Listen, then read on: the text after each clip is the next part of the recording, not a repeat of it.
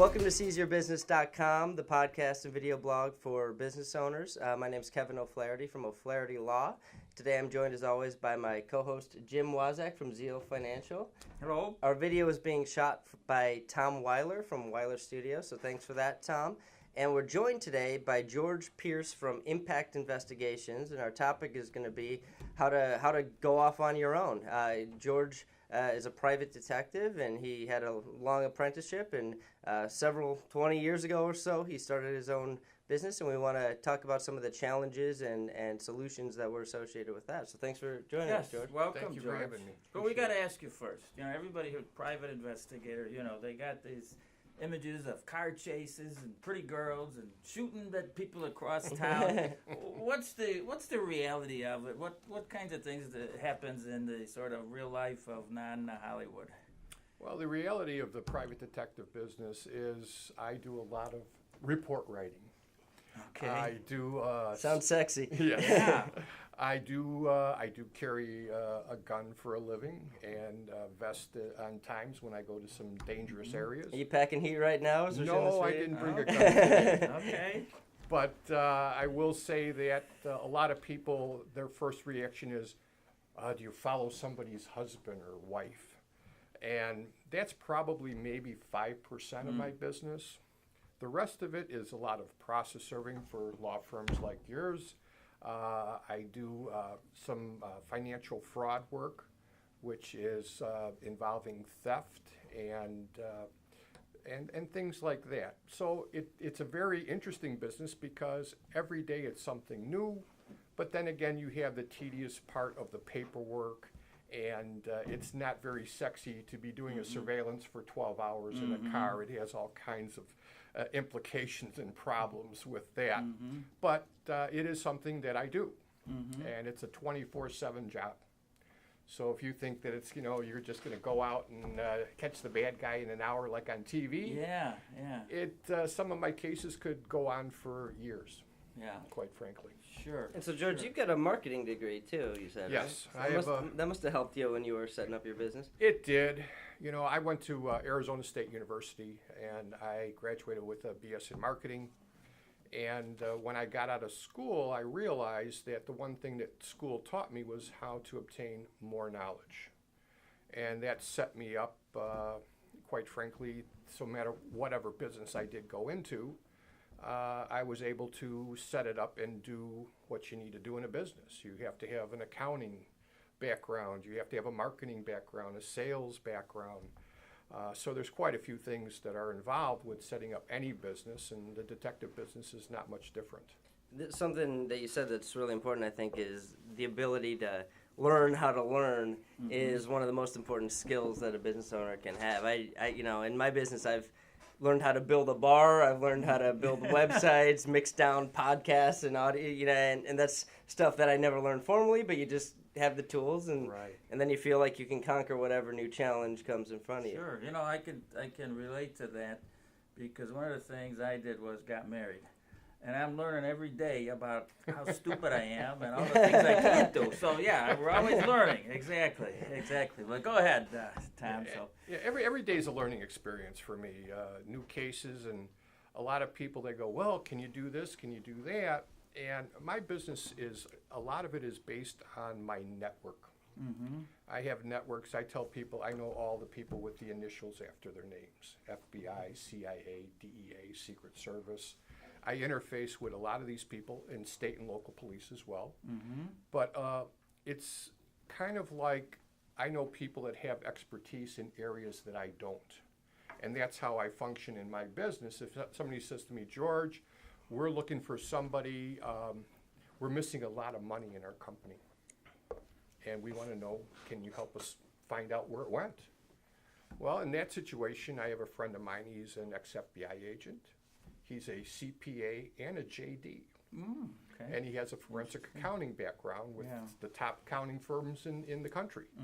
And he is now a private investigator. So I would call him in, and he'd bring his team of accounting people in. They'd come in, they look at your books in your company, and try to track down where the money went to. And there's always a paper trail. Who wrote what checks, who received what money coming in, where was it diverted to? And at the end of the day, unfortunately, a lot of times you find out the people that steal from you in these companies are your longest term employees. Sure. Because they know the weaknesses in your business. And they maybe had an inkling that they're going to retire and they didn't save enough money. And they're not bad people, but all of a sudden they become desperate and they start draining off the resources of a company. Sure. So I've seen many cases like that, unfortunately. So, there's probably a lot of people who are working, I guess, kind of in any business, but certainly professional, accountants, lawyers, private investigators, maybe insurance people who, they're there from there. I can do this. I'm going to go off on my own.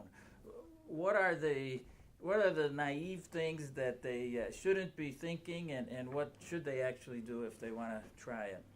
Well, in my particular case, it requires an apprenticeship.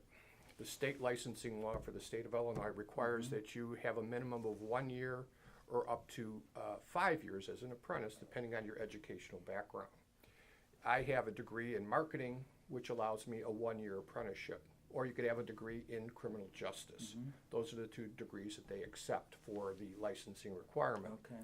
At that point, after serving at least a 1-year apprenticeship, I actually served 6.5 years with the company that I worked for before I took the exam and went off on my own. And I found that doing that, I was pretty well prepared to develop a client base based on the information and the things that I became skillful at. Background investigations, process serving, database construction, and with my marketing and sales skills, I was able to open up my doors, and I've been busy from day one. So what were the first couple things you did to build that client base? The first things I did, and I'm kind of an old school kind of guy. A lot of people today, they rely on the internet and the webs and all of this stuff to develop their business.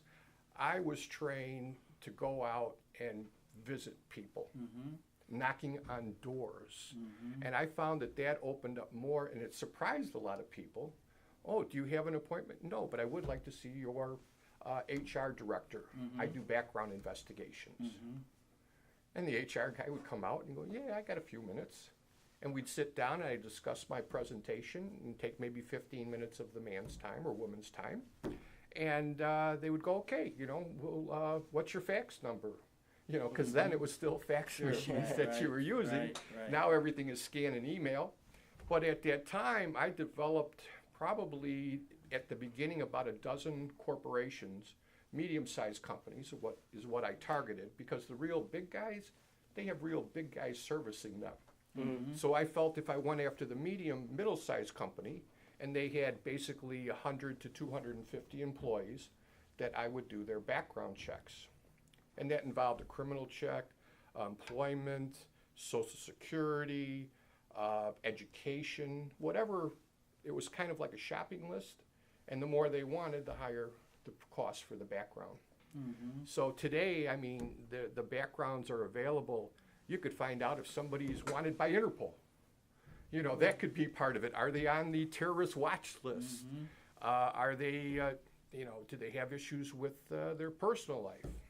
All of these things come into play when you hire somebody in a company, because to do a better job on the front end will allow you to have a better experience with that employee throughout their career and on the back end as well. I mean, So how did you build your, it looks like you came up with a targeted list of these medium-sized companies.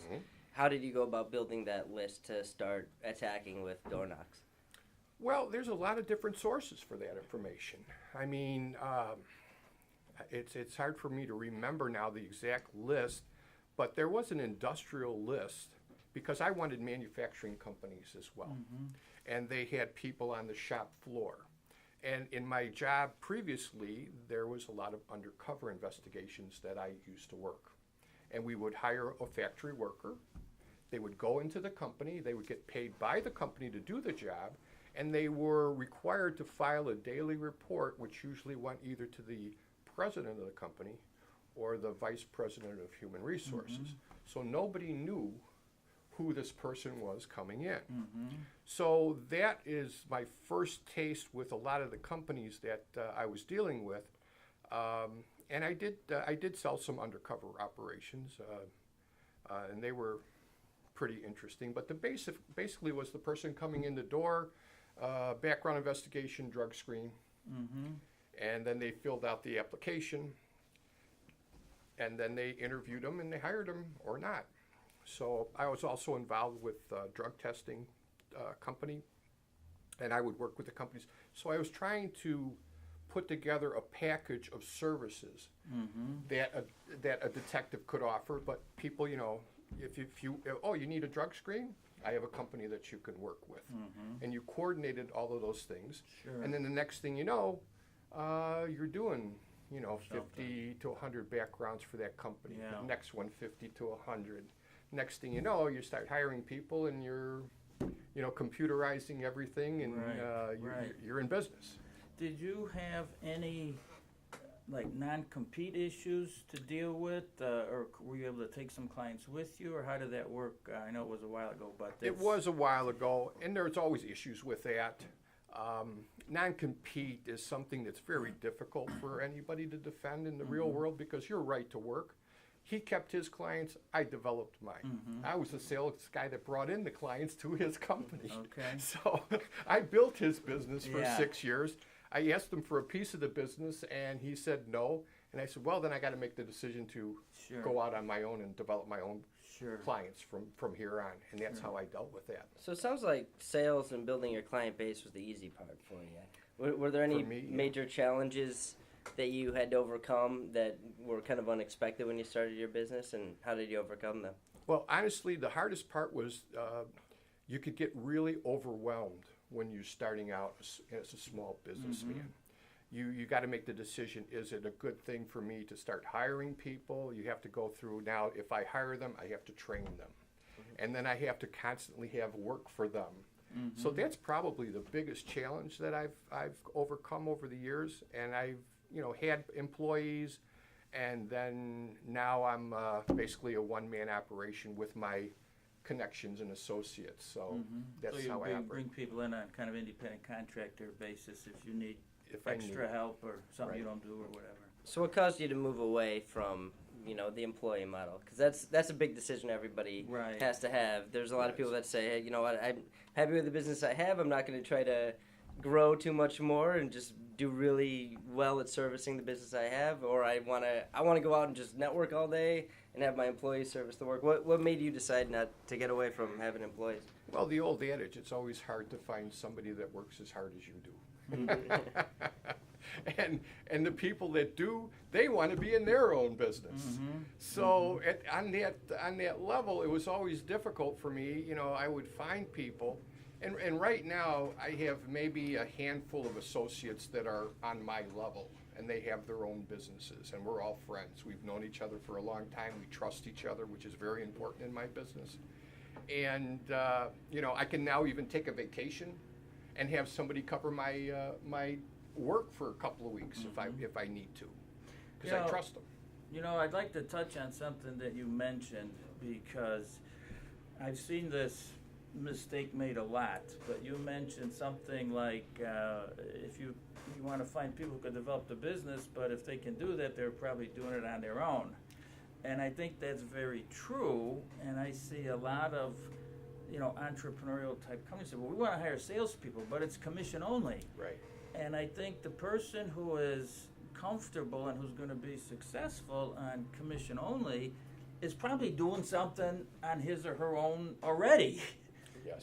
So I think it's very tough to find good people, and I honestly haven't seen too many that have really worked well, but, I don't know if you want to expand on that at all, but.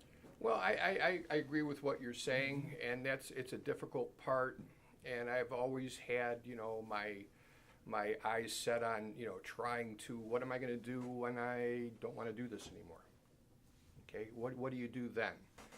And, I think about maybe finding a young guy out of school or something that has interest in this business, and if I could trust him, train him, and, basically give him a piece of my business. I think that's a good business model for a small company to operate under. But as far as again, my clients, and this is why I love my business, my clients are probably the most loyal people to me, and I as them, because I know all the secrets. I know all of their problems. I know to keep my mouth closed and not expose anybody to any embarrassing situations. I could tell you some corporations that I have done work for would absolutely be horrified if I ever started telling people what I know. So spill the beans. Let's do Spill it. Yeah. I think you just talked about your retirement plan, you know. Well, I'm just teasing. I know. But it's this way. I mean, it's a certain amount of respect that you get from these people. It's a mutual respect. And I could have people that I haven't talked to in a long time, and they'll call me up and they'll go, George, you still doing this? Yes, I am. Okay, Yes. great. We have this that we're trying to do. Can you help us? So, you know, I've been busy for 20 years. I said, I'm busy all the time. They go, well, that's great. I said, well, I've been busy for 20 years. From day one, I had business to support myself coming right out the door. That's a beautiful thing, yeah. So what are some of your top 1 or 2 tips for somebody that's starting off on their own or thinking about starting off on their own? You have a couple nuggets of advice you've learned over the past 20 years that might be able to help somebody? I would say if you're going to start off on your own, find yourself, again, go out and meet the people, find a mentor, somebody who has experience in your business, who's willing to share that with you, and learn. Keep an open mind. Because a lot of young people today, you know, they have an attitude that, you know, and maybe I had the same when I was younger, I don't remember, but they think they know everything. And the more you open up your mind to experience and people who have been doing something a long time, and if they're willing to share that information, I would say that would be the first place I would go. Yep. George, if somebody wants to reach you for either process serving or background checks or chasing their husband around, what's the best way to reach you? Well, I have a Facebook page for Impact Investigations. I also have a website, which is www.iiinow.com. Okay. My phone number is 847-804-6946. That is my personal cell number. And if you'd like to talk to me, I do not charge an initial consulting fee. I'll be able to tell you that if I can help you or not, and if I cannot help you, I might be able to refer you to somebody who can. All right, Jim, how can Super. people reach you? The best way is by phone, 630-272-3895.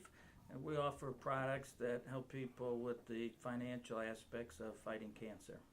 And at O'Flaherty Law, we offer free initial consultations on almost every area of law. We don't do patent law, but we do everything else. So you can call me at 630-324-6666 to schedule a free consultation. Thank you to Tom Weiler from Weiler Studios. Thanks, Tom. WeilerStudios.com if you want a video made for yourself. He does a great job. And you can check out a lot more podcasts and video blogs. We're pushing 100 episodes now at seizeyourbusiness.com. Go to learn-about-law.com for my legal blog, podcast, and video blog. And we're doing a new podcast and video blog called makingrealestatefun.com that you can check out. So thanks so much for listening.